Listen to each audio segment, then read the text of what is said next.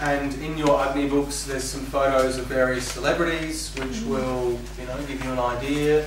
Adrian Brody, before he started doing action movies, which is the weirdest thing ever because he's got a little Vata head on top of like this muscly sort of beefed up hitter body, which is just wrong. He's a Vata dude through and through, yeah? So he's got those angular features, disproportionate asymmetrical features.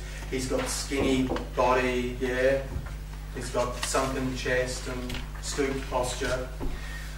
So he's a classic in terms of Vata constitution, what they look like. Vata people, as we say, they're more likely to be artists, yeah, of some description or have an artistic nature at least. They tend to be active, creative, adaptable. They tend to have the ability to be able to grasp abstract concepts very well, but they kind of forget stuff. They're not very good at remembering particular details, yeah, because they don't have a sharp analytical mind in the same way that a Pitta person does. They tend to have a fairly low sex drive, simply because, again, they don't have a lot of that physical body. Yeah? If their constitution is Vata, then naturally their physical body is going to have more catabolic activity going on, and therefore their dhatus or their tissues aren't going to be sustained in the same way, and therefore the reproductive tissue and their ojas is not going to be as strong, and therefore their sex drive is not going to be the same. Complexion, generally dull, brownish colour, especially sort of discolorations, brownish discolorations and patches. Skin's cold, rough, dry, slim build. You can see their joints very, very easily. Yeah.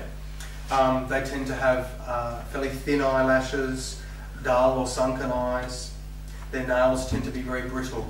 Yeah? Again, think of hair and nails as being brittle and dry with a Vata person because the hair and nails are the hair, nails, and also their teeth. Yeah, the teeth are a subtissue, and the hair and nails are a waste of the bone. Yeah? And so, again, Vata is related to the bone tissue, okay? Because the bones are hollow, they're porous. And so, Vata is related to bone tissue. If someone has a Vata constitution, there is going to be more porosity in the bone, less dense, and therefore the wastes and subtissues of those bones are going to be less substantial as well, and so they're going to be fragile, dry, brittle. See? Makes sense? They sound really unattractive. I'm sure they're not all. Bingo. That was the other thing, as well as being... No, they're not all unattractive at all. But classically, poor and unattractive was considered to be a Vata person's lot. Yeah? And it's obviously, this is classically speaking, it's not for the most part this way. So, sunken eyes, nails rough and brittle, shaft of the nose is bent, possibly turned up, irregular features, and the same goes for their physiological stuff. So appetite and digestion is irregular, yeah, and variable. They have a preference for sweet food and drinks, yeah, hot drinks. They tend to sleep less, yeah, and their sleep is generally disturbed or wakeful, very shallow. They tend to have poor circulation, cold hands and feet. They tend to have quick mannerisms, so fast in speech, fast walking, yeah. And they also have a reasonably low tolerance for any kind of change. So whether it's wind, temperature changes, yeah, changes in climate or humidity, flying and that sort of stuff does not do well with the Vata constitution, yeah. They tend to really wear it not in a good way. Well, you said before they're adaptable.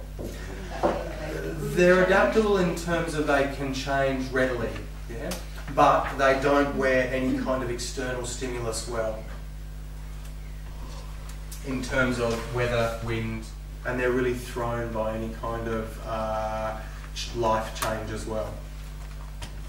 They will tend to move house often, but it doesn't do them any good, yeah. They're flighty.